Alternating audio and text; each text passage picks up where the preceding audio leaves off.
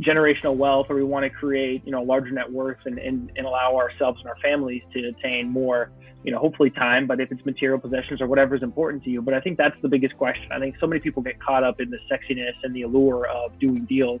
But really ask yourself, why are you doing this? It's a grind, on social media and everything. They make it seem so easy. This close, that close, hey, look, this is our IRR. This is our equity multiple on exit.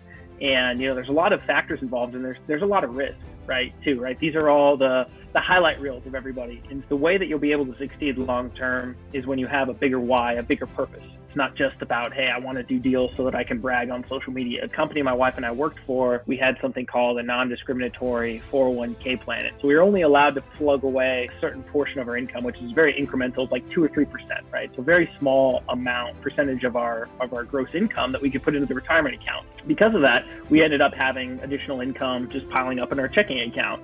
And we're like, what are we going to do with this? We can't just have it sit there. I've just never been that intrigued with the stock market myself. And so, we looked at, hey, are there any other passive opportunities that we can just plug money into? And so real estate obviously was a big one that jumped out to us right away. And so we had bought a couple rentals here in Raleigh, and those ended up being pretty successful quickly. And afterwards, I made a couple $1,000s in a short time frame, and I was like, this is pretty cool. Like, I didn't do anything. I got to learn from him. The guy was really cool. He kind of showed me the ins and outs of the project, but I also saw what he made versus what I made. And I said, hey, let me go try to do this myself. Now is even from the flipping side or whatever, or even smaller multifamily deals that I started trying to buy, 4 to 10 units, kind of starting out, there just weren't enough deals, right? Primarily trying to stay looking in North Carolina, central North Carolina. But, I was from Columbus, Ohio, and I think that's a great market too. And so I was looking there, and again, same thing, multifamily ownership. And I mean, at least that was a duplex, so I could argue a little bit that there was some small multifamily experience there. But I think that was one of the things that for me at least got my confidence going. So I just started throwing myself into the multifamily space, right? So I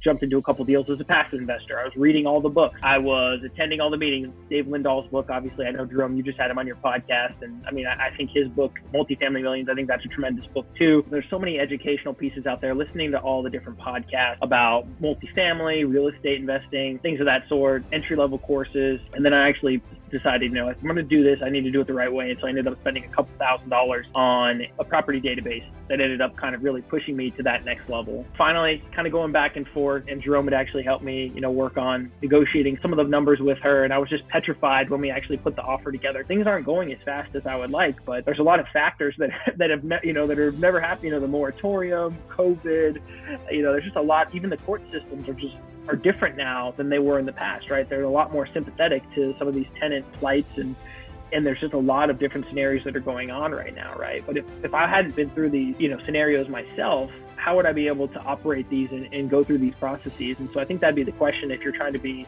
a joint venture partner, if you're looking to be a passive investor, just really make sure the people that you're investing with actually have the experience and the knowledge to be able to be successful. And if they don't personally have it, make sure that their team has that and you're comfortable with those team members. Get creative out there and get aggressive. And, banks are really trying to earn people's business right now. I think there's better strategies out there.